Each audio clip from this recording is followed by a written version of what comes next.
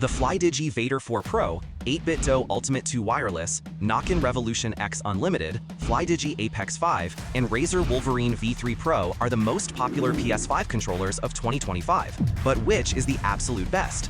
We are going to compare them to each other and score them in various categories, with some categories holding more weight than others. In the end, we'll decide which is the best one based on the final score, and we will declare the absolute winner. Let's dive in. First, we are going to compare them on the build quality category, which has a multiplier of 2. The FlyDigi Vader 4 Pro is a significant improvement over its predecessor, feeling solid and well-balanced in the hands, with pleasant textured plastics that avoid feeling like a cheap toy, though I'll admit it doesn't quite reach the top-of-the-line premium feel of some rivals, earning it an 8.7 out of 10. Next, the 8-bit DO Ultimate 2 Wireless offers what I'd call very nice build quality with great switches, but I found the trigger lock mechanism feels average, and the overall package, while problem-free, doesn't scream premium as much as I'd like, so I'm giving it an 8.2 out of 10. The Nokin Revolution X Unlimited aims for premium craftsmanship and includes a hardshell case, but I was let down by the cheap-feeling plastic that feels less robust in my hands compared to others in this lineup, which is a major drawback at its price point, landing it a 7.5 out of 10. I found the FlyDigi Apex 5 to be an amazing, high-quality controller with tactile and less wobbly face buttons, though its revamped mechanical D-pad can get a bit slippery during intense sessions, which leads me to score it a solid 8.9 out of 10.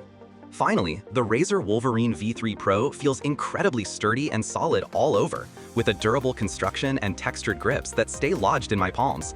And its classy, understated matte black finish makes it feel like it truly means business, getting a 9.4 out of 10. With its durable, sturdy construction and premium feel, the Razer Wolverine V3 Pro takes the win in this category, with a score of 9.4. Next, we are going to compare them on the comfort and ergonomics category, which has a multiplier of 1.5. The FlyDigi Vader 4 Pro presents a mixed experience. While its overall shape is ergonomic for many, the grips feel slightly too small for my larger hands, and the inner back buttons are angled so awkwardly that I found myself constantly readjusting my grip to press them, which, combined with the slippery plastic surface, made for a frustrating experience during intense moments, so I am giving it a 6.8 out of 10. In contrast, the 8-bit DO Ultimate 2 Wireless feels perfectly molded to my hands right from the start, featuring a lightweight body and wonderfully textured ergonomic grips that allowed me to play for hours without any fatigue or slipping, making it a joy to hold regardless of game intensity, and for that, it earns a 9.2 out of 10. The Nokin Revolution X Unlimited is a hefty controller that feels substantial and comfortable, especially with its broad, textured side handles that fill the palms nicely. But it's clearly designed for medium to large hands, and after a couple of hours, I noticed some definite fatigue from the trigger shape, which isn't ideal for marathon sessions, landing it a 7.5 out of 10. FlyDigi's Apex 5 feels incredibly premium, with a hefty but balanced weight and a rubberized texture that completely stops sweaty slips. And its streamlined design continues the brand's reputation for excellent comfort, though the updated back button placement felt slightly less intuitive than I had hoped, resulting in a score of 8.7 out of 10. Finally, the Razer Wolverine V3 Pro offers fantastic comfort over long gaming sessions thanks to its non-slip coating and palm-supporting shape, though its ergonomics are heavily optimized for a claw-style grip. And while it didn't cause me any discomfort, I could tell it wasn't a perfect fit for my standard grip, which is why it gets an 8.2 out of 10. With its universally comfortable design that just feels right for any hand size and for long playtimes, the 8-bit DO Ultimate 2 Wireless secures the win here with a score of 9.2 out of 10. Next, we are going to compare them on the functionality and features category, which has a multiplier of 2x. The FlyDigi Vader 4 Pro is an incredibly well-rounded controller with robust software for remapping, Hall effect sticks and triggers, and 4 extra back buttons, but the software user interface could be better, and Bluetooth latency is a bit high compared to its wired and 2.4 GHz performance. I give it a 9.2 out of 10. The 8-bit DO Ultimate 2 Wireless is a solid choice, offering both 2.4 GHz and Bluetooth connectivity, mappable rear buttons, and Hall effect triggers that feel very responsive, though its form factor might feel a bit cramped for those with larger hands compared to the broader feel of the Nokin. I rate it an 8.5 out of 10. The Nokin Revolution X Unlimited packs a premium suite of features, including a helpful built-in LCD for on-the-fly adjustments, swappable parts, tactile micro-switch face buttons, and trigger locks. But unlike the FlyDigit controllers, it lacks the same level of stick tension customization. It gets a 7.8 out of 10. The FlyDigi Apex 5 is a feature-packed beast with adaptive triggers, an interactive screen, and a revamped mechanical D-pad. However, the stick resolution is a step down from its predecessor, and adjusting the stick tension can be a tedious process. I'm giving this one an 8.9 out of 10. Finally, the Razer Wolverine V3 Pro delivers fantastic swappable analog sticks and springy, mouse-like buttons perfect for first-person shooters. Yet, it disappointingly lacks Bluetooth connectivity, limiting its wireless use to Razer's own hyperspeed dongle, unlike the multifaceted 8-bit DualSense and FlyDigi options. It earns a 7.2 out of 10. With its incredibly consistent performance and a flawless implementation of buttons, triggers, and analog sticks, the FlyDigi Vader 4 Pro takes the win with 9.2 points for being the most well-rounded and feature-rich controller in this lineup. Next, we are going to compare them on the battery life category, which has a multiplier of 1.5.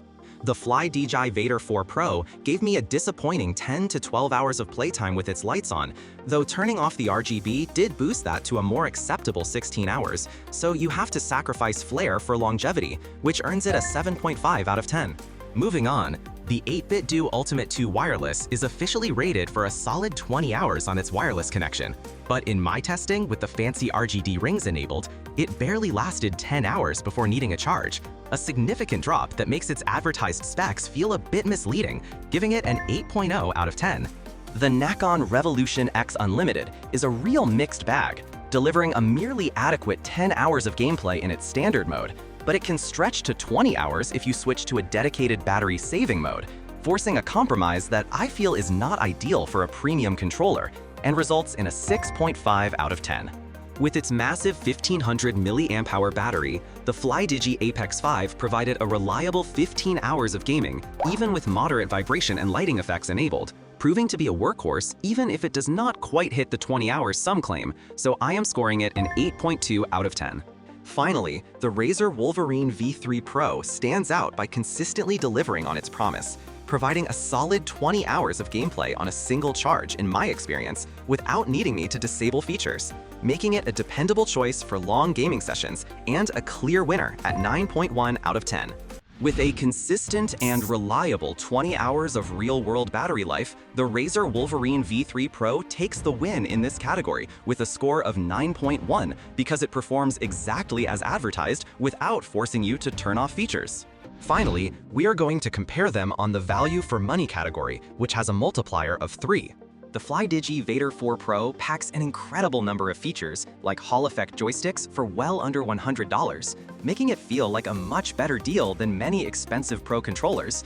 But I found its warranty support can be questionable, and I've seen enough reports of software issues to make the low price feel like a bit of a gamble. I give it an 8.5 out of 10. For around just $60, the 8-bit DualSense Ultimate 2 Wireless comes with a charging dock and groundbreaking TMR joysticks that are even more advanced than Hall effect. But it's a real letdown that it loses native support for Apple devices and SteamOS, while also ditching the headset jack, which are unfortunate steps back from the previous model. This one gets a 9.6 out of 10. The Nakon Revolution X Unlimited feels genuinely premium enough in the hands to make its $200 price seem warranted, offering a wealth of smart customization that makes it more versatile than even Microsoft's own Elite controller. However, the battery life is disappointingly poor, and the rubberized grips feel like a future problem waiting to happen, which really hurts its long-term value for me. I rate it a 6.5 out of 10. I was impressed by the FlyDigi Apex 5, which introduces some truly unique features like force feedback triggers and adjustable tension sticks that you won't find anywhere else. But these innovations push its price to over $150, and for me, they don't provide enough practical benefit to justify that cost when compared to its much cheaper siblings. It earns a 7.0 out of 10. Finally, the Razer Wolverine V3 Pro is a massive improvement for Razer, with its incredibly speedy mechanical buttons that feel amazing for competitive games. But it is just needlessly expensive at $200 when the market is now full of competitors that deliver a similar high-performance experience for much, much less money. This one gets a 5.8 out of 10. With its forward-thinking joystick technology at a price that's almost too good to be true, The 8BitDo Ultimate 2 Wireless takes this category with a score of 9.6.